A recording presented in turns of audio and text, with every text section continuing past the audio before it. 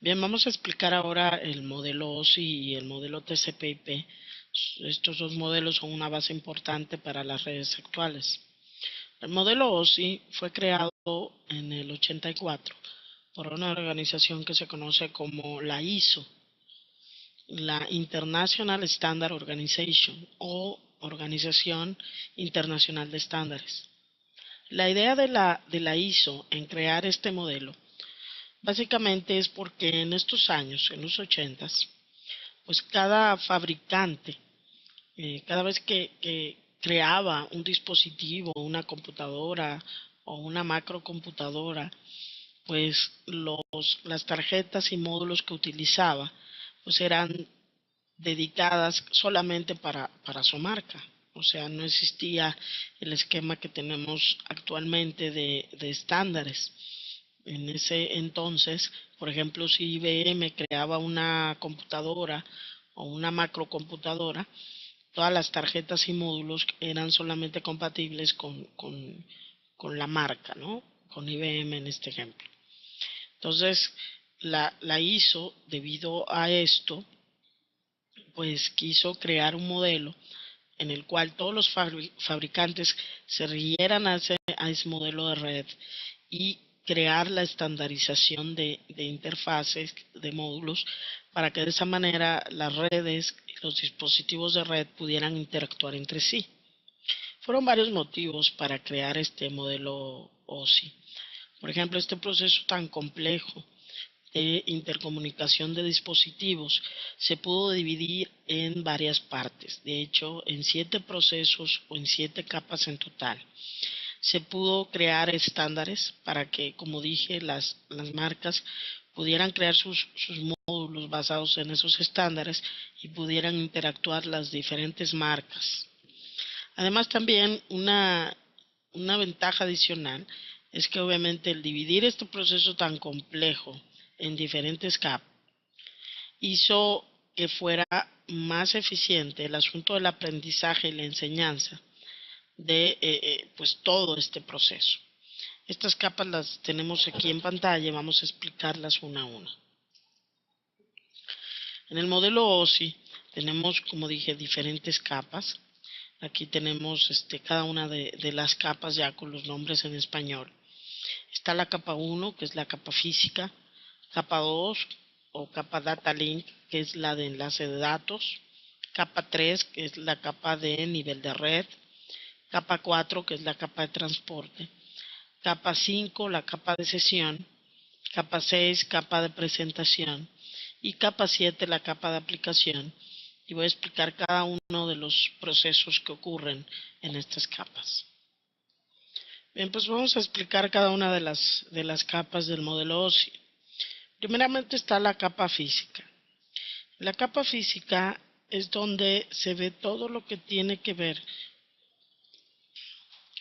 con la transmisión de tipo binaria. Por ejemplo, cuando pasan los datos a través del cable físico en unos y ceros. Todo el proceso de transmisión binaria a través de los medios físicos, pues se va a ver aquí en esta capa de tipo física.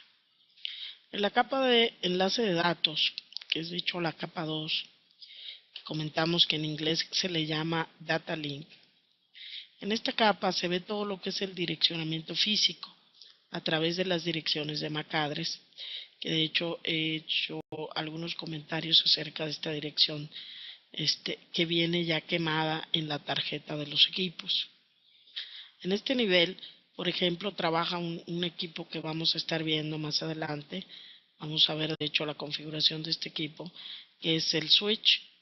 El switch es un equipo que utiliza el direccionamiento físico para tomar las decisiones de hacia dónde debe enviar los datos.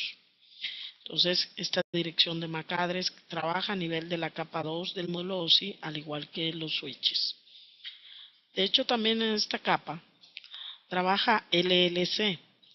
LLC significa Link Local Control, que es un protocolo que sirve básicamente para lo que es el setup de las conexiones a nivel de capa 2.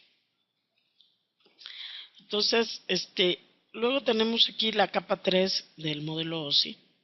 En la capa 3 del modelo OSI se ve todo lo que es direccionamiento de tipo lógico o direccionamiento IP. Todo el proceso que sea enrutar paquetes, determinar rutas, determinar mejores caminos, es un proceso de hecho que lo ejecutan los routers. Los routers son equipos que trabajan a nivel de la capa 3 del modelo OSI porque de hecho leen y entienden lo que son el direccionamiento IP o el direccionamiento de tipo lógico, y basada en esta información pues es que envían sus paquetes fuera de las interfaces. Entonces en la capa 3 del modelo OSI se ve todo lo que es, como dije, determinar rutas, rutar paquetes, direccionamiento lógico a través de IP. Bien, en la capa 4 del modelo OSI vamos a ver todo lo relacionado al transporte de paquetes de extremo a extremo. Aquí trabajan dos protocolos muy importantes que son TCP y UDP, de los cuales vamos a estar hablando en un momentito más. Luego le sigue en las capas superiores. Estas capas superiores son las que están más cerca del usuario final.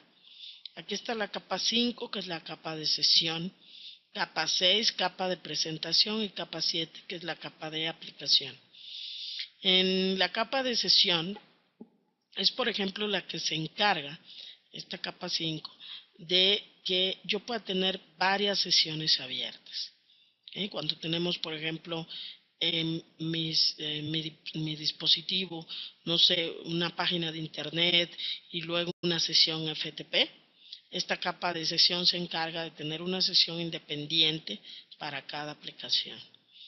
En la capa de presentación, que es la capa 6, es donde se formatean finalmente los datos para que puedan ser entendibles y legibles para cuando lleguen a la capa de aplicación, que ya sería la capa 7 en total.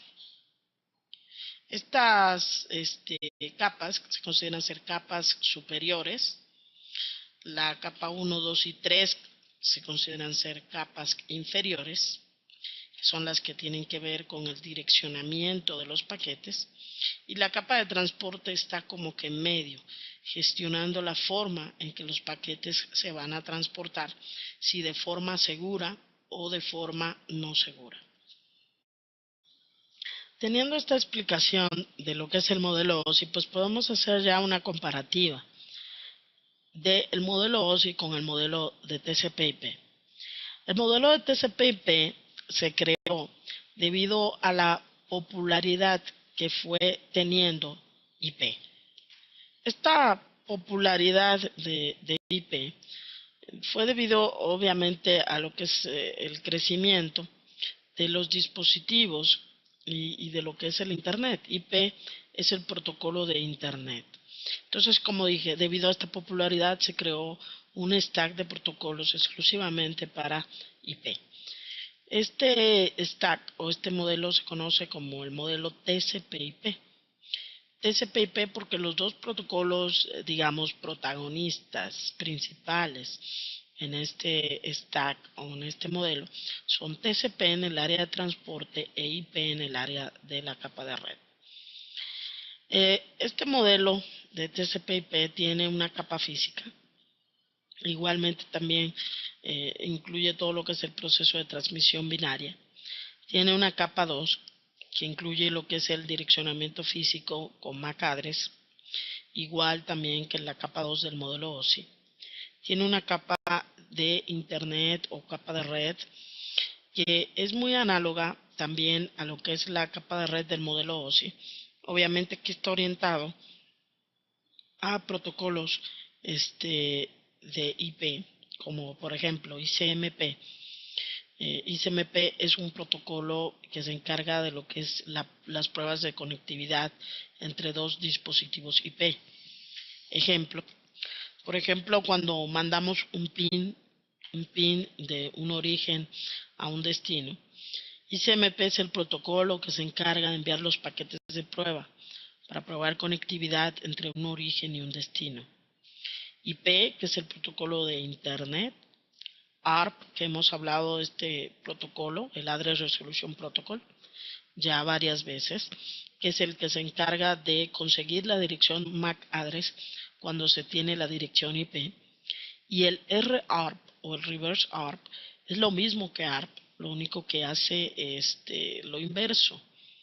Tiene la dirección de MAC address, el dispositivo quiere conseguir la dirección IP. Igualmente se tiene también una capa, capa 4, tanto en modelo OSI como en el de TCP/IP, que es la capa de transporte. Aquí funcionan dos protocolos que son para la parte de lo que es el transporte de los paquetes, que son TCP y UDP. En la siguiente lámina voy a mostrar la diferencia entre estos dos tipos de estos protocolos de transporte, cómo funcionan cada uno de ellos. Y en la capa de aplicación, si se fijan, solo tenemos una capa de aplicación en TCP/IP, pues se incluyen todos los protocolos o más bien todas las aplicaciones que tenemos a este nivel, ¿no? Y aquí pusimos varios ejemplos. HTTP para el web browser, FTP, que es el File Transport Protocol, que es un protocolo encargado de lo que es el transporte de archivos. POP3, que es un protocolo que se encarga de lo que es correos electrónicos. Telnet para conexión remota de los dispositivos. SSH, que también es otro protocolo que se encarga para crear conectividad de tipo remota, pero con la diferencia de que es seguro. Entonces, pues básicamente todo lo que tenemos aquí en el stack de TCP/IP es orientado a lo que son las redes de tipo IP. Como dije, si hacemos una comparativa, pues es básicamente lo mismo, lo único que es orientado en este caso a IP. Cada una de estas capas integran lo que se conocen como las cabeceras o los headers. Estas cabeceras que se le agregan al paquete original o a los datos del usuario sirven para identificar o más bien como información de control que se va agregando en cada una de las capas. Si nos damos cuenta, cada capa integra o agrega su cabecera con esta información de control. Por ejemplo, la capa 4 aquí agregó su cabecera. Muy probablemente aquí existe información de cómo los paquetes van a ser transportados. La capa 3 también agregó su cabecera. Aquí muy probablemente se va a incluir información de direcciones IP de origen, direcciones IP de destino. En la capa 2 también se integra una cabecera y tiene sentido entender que vamos a tener aquí información relacionada a las direcciones de MAC address de origen y destino.